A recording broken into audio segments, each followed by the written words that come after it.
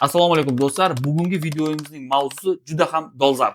Turkiyada yashash ruxsatnomasi bilan muammolar kundan kunga ortib boryapti.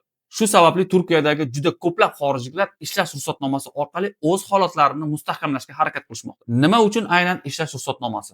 Sababi ishlash ruxsatnomangiz bo'lsa, ishlashda hech qanday muammo bo'lmaydi. Ishlash ruxsatnomasini keyingi muddatga cho'zdirish, davolanish kabi muammolardan qutulasiz. Lekin asosiy savol, mustaqil ravishda Turkiyada qayerdan ish topsa bo'ladi? Bugun sizlarga Turkiyada mustaqil ravishda ish topish mumkin bo'lgan, samarali va foydali bo'lgan 10 ta ish e'lonlari chiqadigan saytlar haqida ma'lumot beraman. Videoni oxirigacha qolsangiz, qaysi sayt sizning sohangiz uchun maqbul ekanini bilib olasiz. Birinchi sayt evdabakichim.com. Bu sayt ayollar uchun mo'ljallangan, 2015-yildan buyon faoliyat ko'rsatib keladi. Sayt davlat ro'yxatidan o'tgan. Turkiyada bola qarash, tozalik, bemor parvarishi kabi ishlarga qiziqishingiz bo'lsa, ushbu saytga kirishingiz kerak bo'ladi. Saytda hamma ishlar kategoriyalarga bo'lingan. Ikkinchi sayt element.net 2005-yilda tashkil qilingan. 350 mingdan ziyod ish e'lonlari bor. 15 milliondan ortiq odam bu saytdan o'ziga ish izlaydi. Interfeysi juda tushunarli. Har qanday soha bo'yicha ham bu saytdan ish topishingiz mumkin. Albatta qarab ko'ring. Uchinchisi career.net. Bu Turkiyaning eng eski ish platformalaridan biri. 1999-yilda ochilgan. Saytda asosan bank ishi, ofis, menejment, IT sohalari bo'yicha ish e'lonlari chiqadi. 10 mingdan ziyod ish e'lonlari bor. To'rtinchisi, Turkiyada vatandoshlik olganlar uchun kerak bo'ladigan sayt, davlatning o'zi ochgan Turkiya bandlik xizmatlarining rasmiy sayti. Bu yerda ish izlash uchun avval ro'yxatdan o'tishingiz kerak bo'ladi. Saytga kirishdan oldin kichik katalogni to'ldirasiz. U yerda keyin rasmiy davlat ishlaridagi, maktablarda, bog'chalardagi ish e'lonlarini ko'rib, o'zingizga ma'qul ishni tanlasangiz bo'ladi. Beshinchisi yenibiriish.com. Istanbulda ro'yxatdan o'tgan sayt. Bu saytda taxminan 10 mingga yaqin ish o'rinlari bor. Ayniqsa ingliz tili o'qituvchilari uchun, savdo menejerlari va restoran biznes mutaxassislari uchun yaxshi takliflar bor. Bemalol kirib ko'rishingiz mumkin. 6-saytning nomini o'qib olmadim. O'zingiz qanday o'qilishini kommentga yozib qoldirishingiz mumkin. Bu saytda 9 mingdan ziyod ish e'lonlari bor. Shuni teng yarmi Istanbuldagi ish e'lonlari. Dasturchilardan tortib quruvchilargacha, hatto haydovchilargacha bo'lgan vakansiyalarni topish mumkin. Sohasi keng ekan. 7-si tr.jobly.org.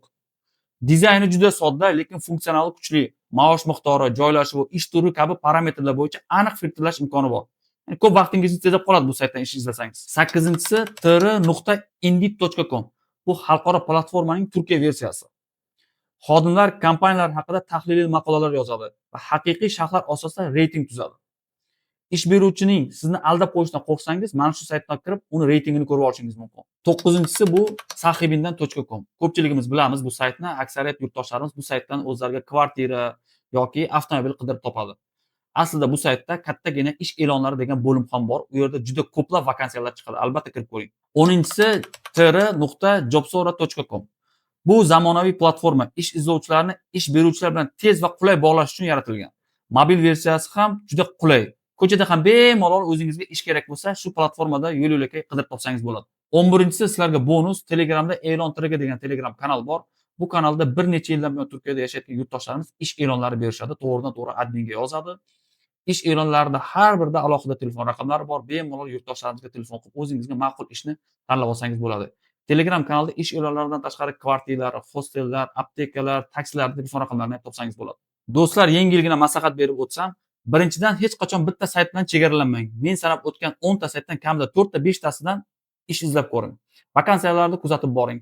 Imkon qadar ko'proq uchrashuv belgilang. Ikkinchidan, uchrashuvda qaror qilishga shoshilmang. Chunki aksariyat ish beruvchilar ishxonadagi qiyinchiliklarni yashirishga harakat qiladi. Kamida 3 ta 4 ta ish beruvchining takliflarini eshitib ko'ring. Maoshlarni solishtiring, masofani, uyingizga yaqinmi, sug'urta to'lab beradimi, ishdagi sharoitlar qanday? Eng yaxshisini tanlashga harakat qiling. 3-maslahat. Agar ishlash ruxsatnomasi yoki mehnat shartnomasi bilan bog'liq huquqiy savollaringiz bo'lsa, albatta advokat bilan maslahatlashing. YouTube kanalimda men muntazam ravishda Turkiyada yashash, ishlash, biznes qilish bo'yicha ma'lumotlarni berib boraman. Turkiyaga oid savollaringiz bo'lsa, izohlarda yozib qoldiring. Sahifamizga obuna bo'lishni unutmang.